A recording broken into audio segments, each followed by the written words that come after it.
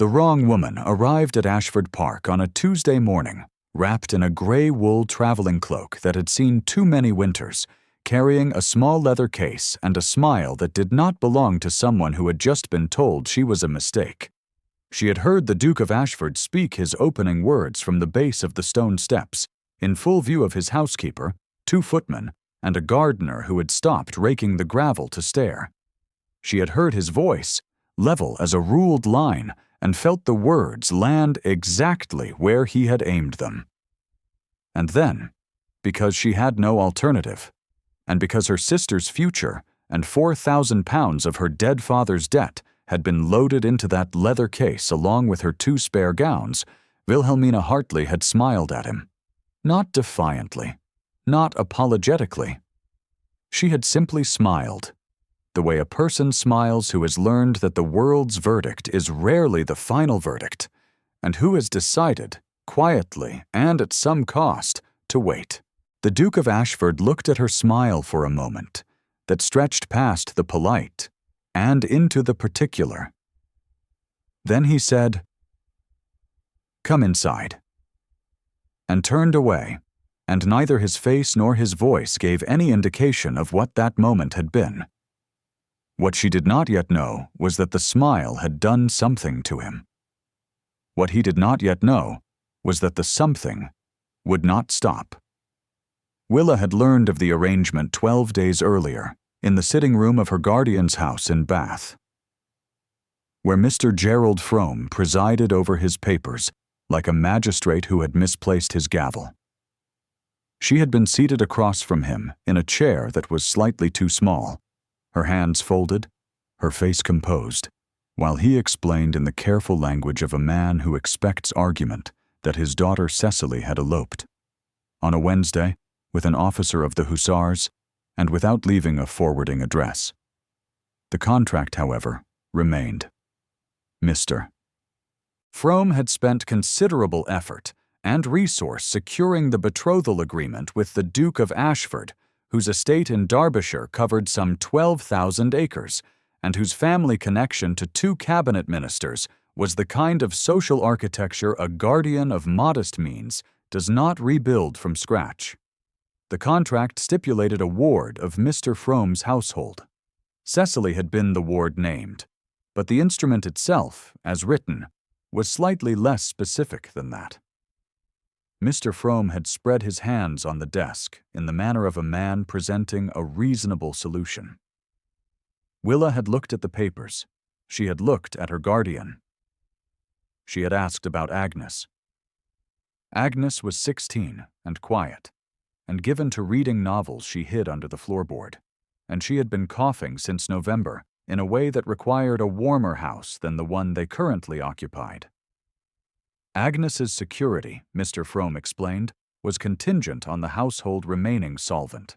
The household's solvency was contingent on a resolution to the £4,000 of debt their father, the gentle and improvident Mr. Silas Hartley, had left behind him when he died. Willa looked at the paper on the desk. She thought of Agnes's cough. She picked up the pen. The drive north had taken 3 days. She had spent the hours watching the landscape change from the soft, pale hills of Bath to the darker, more serious country of Derbyshire, where the stone had weight to it and the sky came down lower. She had rehearsed, in the smallest possible increments, what she would say when she arrived. She had not rehearsed the Duke's opening line because she had not anticipated it precisely, though some portion of her had known something of that shape was coming. He was taller than she had expected. The portraits that circulated in Bath showed a man of perhaps 35, dark-haired, with the composed expression of someone who finds most social occasions mildly contemptible.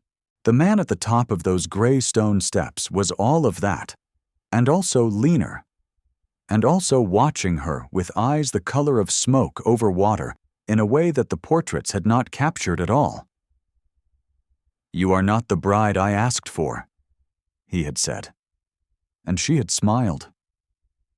Inside, Ashford Park was exactly what 12,000 acres and 2 centuries of careful accumulation produced: enormous, without being warm, precise without being spare, every surface carrying evidence of money well spent and quietly guarded. The housekeeper, a small woman named Mrs. Pelham, showed Willa to a room on the second floor that looked east over a kitchen garden and a bare stand of elms. It was a good room. It was a room with a fireplace that worked and windows that fitted their frames, and Willa stood in it for several minutes after Mrs. Pelham left, hands at her sides, learning its dimensions. The Duke, she was informed, would receive her in the library at 4. The library ran along the north side of the house and held more books than she could have counted in a week, arranged in shelves that reached to a coffered ceiling painted the green of deep water. A fire burned at the far end.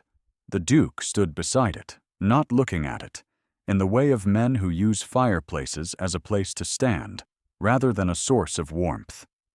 He did not ask her to sit. "Your guardian's letter," he said, and held it out. She took it, glanced at the seal she already knew, and handed it back without comment. "Miss Hartley." He used the name without inflection, as one identifies a species one has not previously encountered. "The contract obligates me to a 6-week period of formal consideration before any match is dissolved. During that period, you are a guest of this house and will be treated as such. After it, if either party is disinclined to proceed, the matter ends without penalty." A pause. "Do you understand the arrangement?" "I understand it perfectly, Your Grace." "You are not distressed by it?" She considered the question as it deserved to be considered. "I am not indifferent to it. I would not describe myself as distressed." He looked at her for a moment in that particular way she was beginning to associate with him, as if she had said something that required brief recalibration. Then he said, "Dinner is at 7, and turned back to the fire. She was almost to the door when he spoke again, without turning. "Mrs. Pelham will show you the conservatory if you wish. It is warmer in the mornings." She had not mentioned the cold. She had not mentioned anything about the cold. She let herself out of the library, stood in the corridor for a moment, and noted, privately, that the Duke of Ashford had remarked on her comfort when he had no practical reason to do so. Lady Dorothea Vane arrived 2 days later in a carriage with her crest on the door and her expression already arranged. She was Edmund's mother, the Dowager Duchess, a woman of 58 whose manner could strip the gilt from a frame at a distance of 10 feet, and who had spent the journey from her estate in Staffordshire composing, apparently, her opening assessment. "So," she said, looking at Willa over the length of the entrance hall, in a tone that could be described as technically polite and as nothing else. "Gerald Frome has sent us a substitute, a provincial substitute, at that." Mrs. Pelham, beside Willa, drew a careful breath. Willa said, "Lady Dorothea," and curtsied, and said nothing further. Over the following days, the Dowager installed herself in the west drawing-room with the authority of a general who has taken a position and means to keep it. She had opinions about Willa's gowns, which were too plain. She had opinions about Willa's posture, which was acceptable, but not distinguished. She had opinions about the entire arrangement, which she aired to the aunt who had accompanied her from Staffordshire, a small woman named Lady Eugenia Marsh, at volumes calibrated precisely to carry as far as the doorway when Willa was expected to pass through it. "A provincial substitute," she said again on the 3rd morning, to Lady Eugenia, in the yellow sitting-room, as Willa came in to return a book she had borrowed. "Gerald Frome's charity case. One can only wonder what the girl is hoping to gain." Willa set the book down on the side table, thanked Lady Eugenia for the loan of it, and left. She walked back through the corridor with her spine straight and her hands still, and she did not allow herself to stop until she had reached the kitchen passage at the back of the house, where she stood for a moment beside the warm side of the range and breathed. It was in the kitchen passage, 3 days after that, that the witnessing happened. Willa had gone down early, before breakfast, because she had slept badly, and the east wing was cold in the way of old houses that have not yet decided to heat themselves for the season. A kitchen maid named Polly, a girl of perhaps 14, was being questioned by the head housekeeper's deputy, a thin man named Mr. Caro, about a missing piece of silver. Polly was crying, not loudly, in the way of someone who has learned that crying loudly produces worse outcomes. Mr. Caro was telling her, in a voice of patient administrative certainty, that he would have no choice but to inform the housekeeper, who would have no choice but to inform His Grace, and that a girl found responsible for missing silver would not keep her position. The silver in question, as Willa had observed 2 days earlier and had not yet had occasion to mention, was in the pantry. She had seen it there herself, moved during the recent cleaning of the dining service. She had made a small note of it and forgotten to pass it on. She said so, plainly and in full, to Mr. Caro, and asked him to come and see. Mr. Caro found the piece exactly where she had described it. He adjusted his assessment of the situation without remarking on the adjustment. Polly stopped crying and wiped her face with her apron and said, "Thank you, miss," in a voice barely above a whisper. Willa was on her way back toward the stairs when she saw Edmund. He was standing at the far end of the kitchen passage, just inside the door from the yard, still wearing his coat from what had evidently been an early ride. He was entirely still. He had the look of a man who had been there for some portion of the preceding exchange and had found no convenient moment to announce himself. His face was composed, as it always was, but there was something in the quality of his stillness that was different from its usual quality, a kind of attention that had nowhere else to go. Their eyes met. He said nothing. She said nothing. She went upstairs. If she had looked back, she might have seen him stand in that passage for another moment, his hand on the doorframe, not quite ready to move on. She did not look back. The shift came slowly, the way warmth comes to a stone room. First barely perceptible, then undeniable. Edmund began to appear in places where he had no clear reason to be. The conservatory in the mornings, where he would stand near the far bench with a letter he seemed to be reading, but rarely progressed through. The library at the hours she had taken to spending there, where he would ask her opinion on a passage with the neutral air of a man conducting research. The grounds in the late afternoon, where twice he fell into step beside her on the gravel path, as though the coincidence were unremarkable. He did not explain himself. He issued commands in the manner of a man who does not distinguish between commanding and protecting, telling her the east path was icy and should be avoided, asking whether she had taken breakfast, instructing Mrs. Pelham in Willa's presence to ensure the second-floor fire was laid before 8 each morning. He spoke to her in the short declarative sentences of someone who has decided that economy of language is the only honesty, and she read them as coldness because her experience had taught her that attention from powerful men was a precursor to correction rather than to care. She was not, therefore, prepared for what she learned on the evening of the 17th day. She had been in the gallery when the rain came on suddenly, and she had stepped into an alcove to wait it out. Edmund had come along the gallery for a different reason entirely, and had stopped when he found her there, and the narrow space had made any pretense of accidental encounter impossible. He had looked at the painting she had been looking at, a portrait of a young woman in a blue dress, and something had moved across his face that was not composure. The young woman in the portrait had dark hair and an expression of gentle expectation, and she had been dead for 4 years. Edmund's first wife. Willa had learned the outline of it from Mrs. Pelham, in the oblique manner of housekeepers who convey necessary information without being asked. A fever, Mrs. Pelham had said, after the child came. 3 days, and then she was gone. Edmund looked at the portrait for a moment. He said, to no one in particular, and yet somehow to Willa. I had it turned to face the wall for 2 years. My son asked why there was no picture of his mother. I had no sufficient answer. He had a son. She had not known that.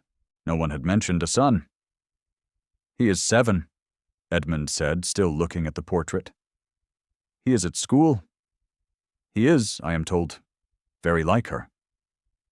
A pause that carried the particular weight of a sentence that has more behind it than in front.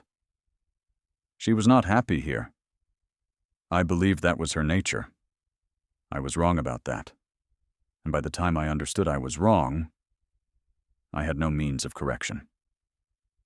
His jaw was set.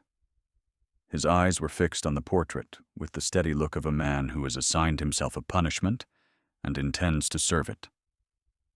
Willa thought of the conservatory in the mornings. The east path, he had said, was icy. The fire laid before 8. Your Grace, she said quietly. A person's unhappiness is rarely the sole invention of the person beside them. He looked at her then, directly and without the usual composed restraint, and she had the brief, vertiginous sensation of looking through a window and finding someone already looking back.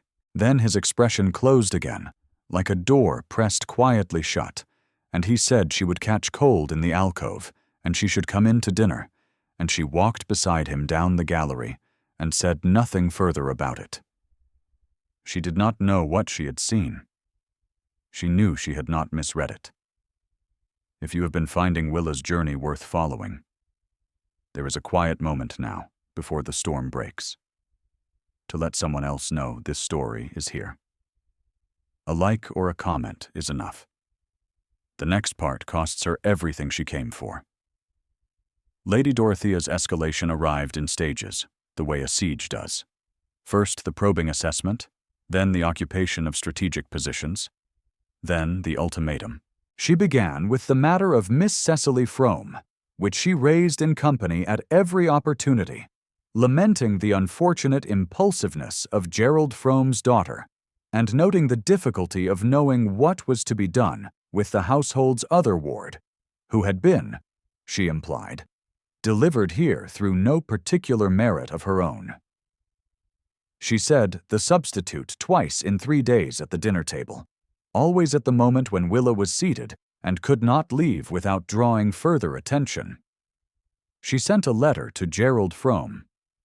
Willa did not know the contents, but she knew the letter had been sent because Lady Eugenia mentioned it, in the yellow sitting room, in the same carrying voice that had served the Dowager all week. On the 22nd day, Lady Dorothea arranged for Willa to be brought to the west drawing-room in the mid-afternoon, when Edmund was out on the estate.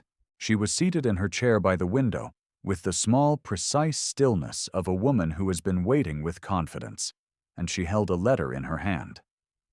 I have had a most illuminating correspondence, she said, from a person who was present at Mr. Frome's house in Bath on the evening before your arrival here. Willa stood. She had not been offered a seat.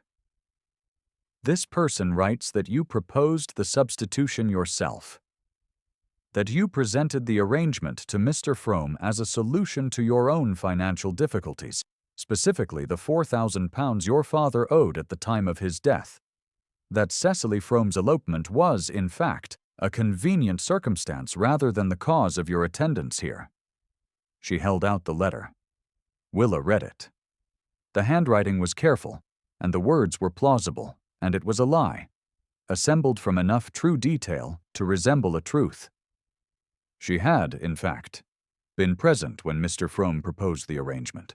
She had, in fact, mentioned Agnes's situation. She had, in fact, understood that the debt was part of what she was resolving. A person reading this letter and knowing only that much could believe it. I imagine, Lady Dorothea said, that when Edmund sees this, he will understand the precise nature of the arrangement he has been asked to consider. There was something careful and quiet in the Dowager's expression that Willa recognized. It was the expression of a person who has never had to doubt that the machinery would work, because the machinery had never failed them. Willa set the letter down. She thought of Agnes in Bath, coughing. She thought of Edmund in the alcove, looking at the portrait. She thought of her own smile on the steps, and the moment afterward, and what it had felt like to have someone receive it the way he had. "Thank you, Lady Dorothea," she said, and went back to her room. She sat at the small writing desk beside the east window for a long time, looking at the bare elms and the kitchen garden below, which had begun to show the first pale suggestion of frost along the edges of the beds. She thought clearly and without self-pity, which was the only way she knew how to think when the options were all bad. She could say nothing and let the letter reach Edmund through the dowager's hand, which meant he would read it in private, without context, after Lady Dorothea had arranged the framing. She could go to Edmund directly, in private, which would be her word against a written document. Or she could tell the truth, in full, in a setting where it could not be reframed after the fact, and accept that she had no control over what happened after. The betrothal dinner was in 2 days, in front of 30 guests who had been invited specifically to witness the beginning of the formal engagement.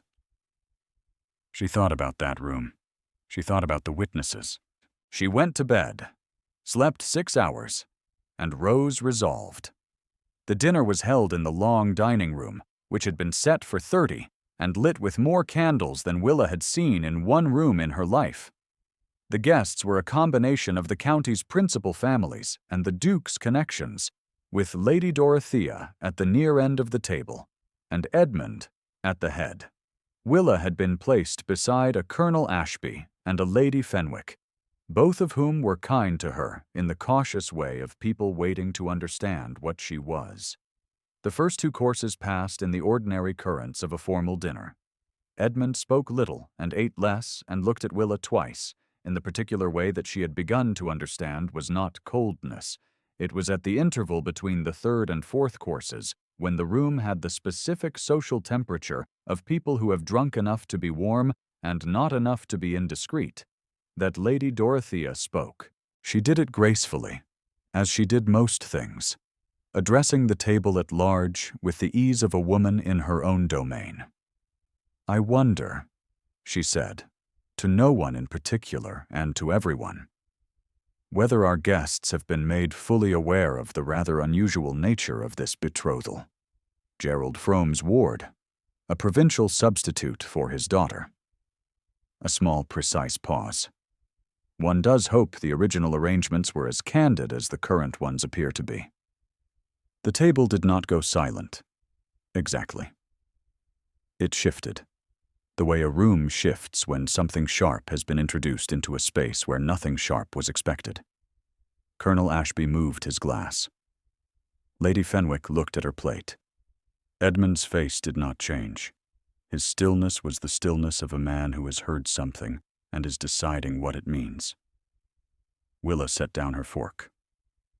This was the moment. There was no better one, and there would not be another, she said, clearly enough to be heard across the nearest half of the table. "I would like to speak to what Lady Dorothea has raised, if I may. Since the matter concerns me, it seems appropriate that the account come from me." The room arrived at attention the way rooms do when something genuinely unexpected is offered to them. All at once, and very quietly. She looked at Edmund. Not at the table, not at her hands, at him. "I was sent here," she said, "because Cecily Frome eloped, and Mr. Gerald Frome holds the authority of a guardian over both myself and my sister Agnes. My father died, owing £4,000. My sister is 16 and unwell, and her security depended on the resolution of that debt. Mr. Frome proposed this arrangement. I accepted it because accepting it was the only means by which my sister would be safe, and the debt would not ruin what my father had left behind.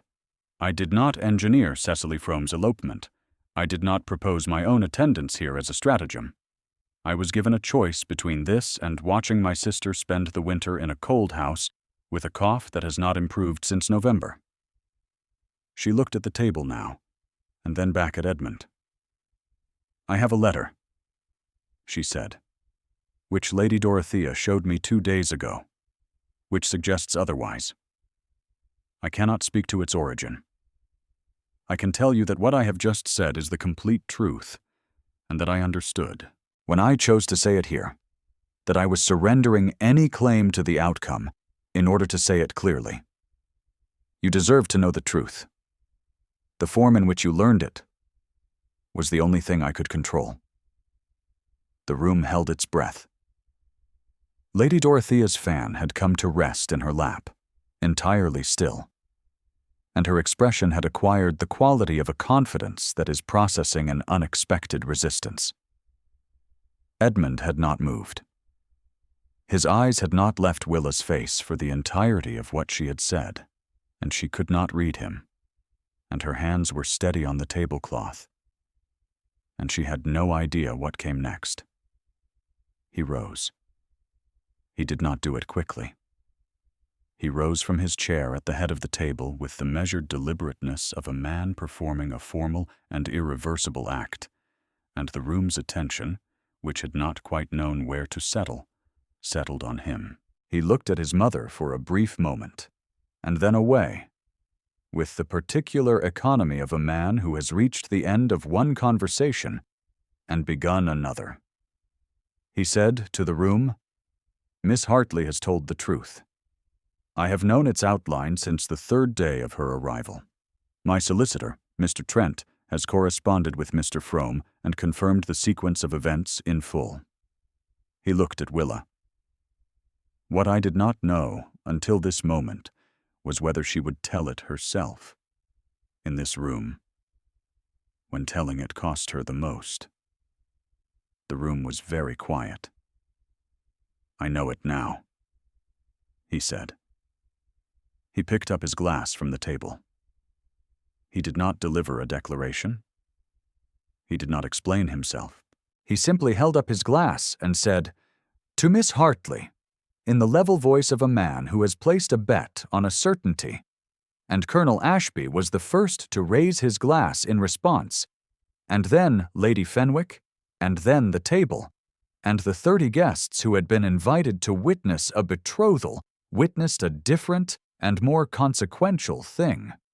Lady Dorothea's face underwent a sequence of small adjustments, the kind that happen when a script one has relied upon for 20 years produces an unexpected result. She raised her own glass, eventually, with the controlled grace of a woman who understands that the field has changed and who is calculating already what position to occupy in the new arrangement. Her confidence did not shatter. It compressed quietly and in public into something smaller and more honest than it had been before. The letter, Edmund told Willa afterward, when the guests had been seen to the drawing room and they stood in the corridor outside the library, had been traced to a woman in Bath who had been paid to write it. He had given his mother the opportunity to address the matter privately, and she had done so. And he was of the view that the address had been genuine. He did not say this with warmth, exactly.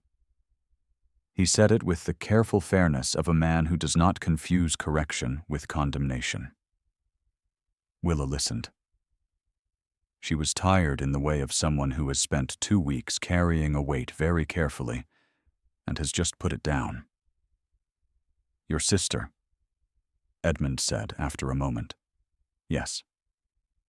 I have asked Mr. Trent to retire the £4,000. It is done, or will be, by the end of the week. I would like Agnes to come to Ashford Park.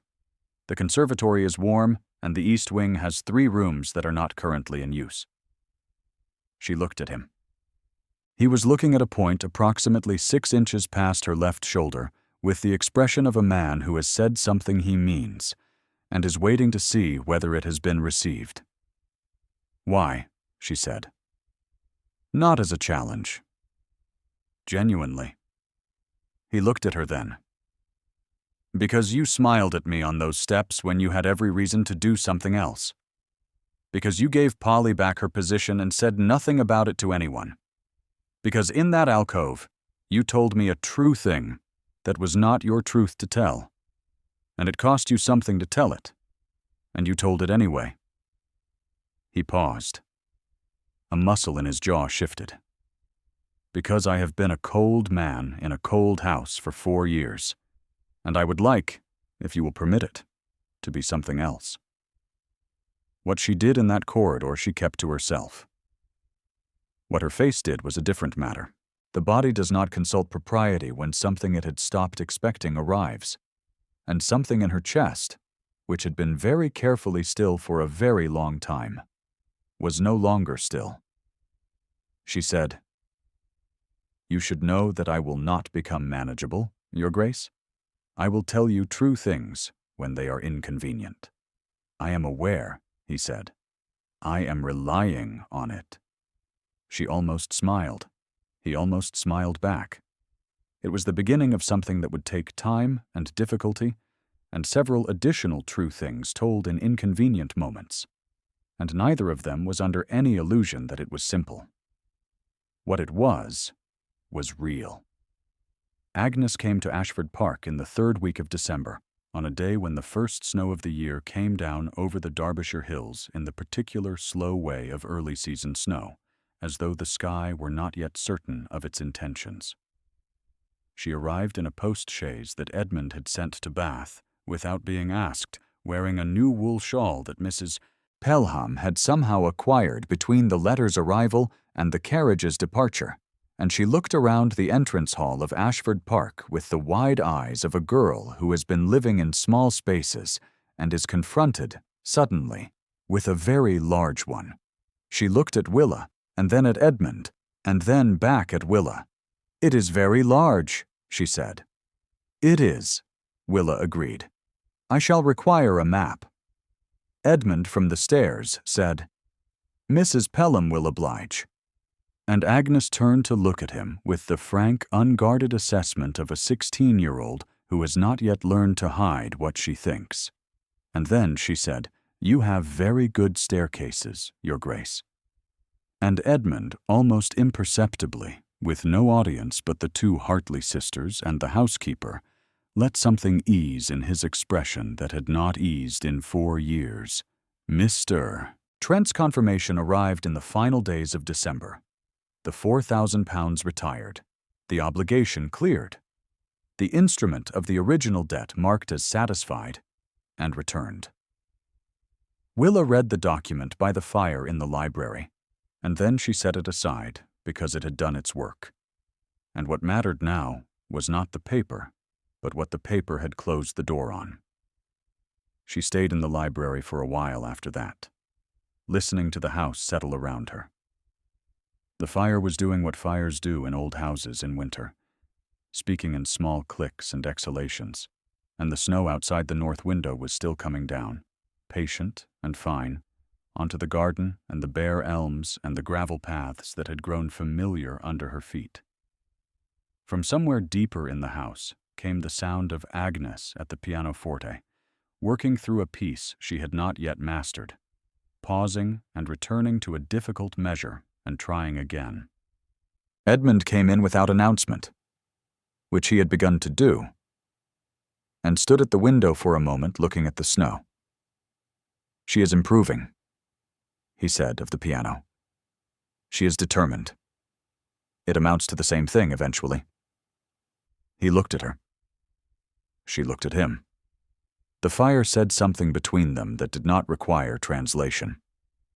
On the wall opposite the window, where the turned portrait had faced its blank years, there now hung a small watercolor of the conservatory garden, which Edmund's son had painted at school and sent home at Christmas with a note in unpracticed handwriting that said he was looking forward to summer. The wall was not empty anymore. The snow continued, unhurried and particular, covering the gravel paths of Ashford Park in the even way that snow covers things when it intends to stay. Willa was home. If Willa's story stayed with you through the cold house and the candlelit table and the snow, leave a word in the comments below. The stories we tell about women who are seen find their own way to the people who need them, and every note you leave helps the next one arrive.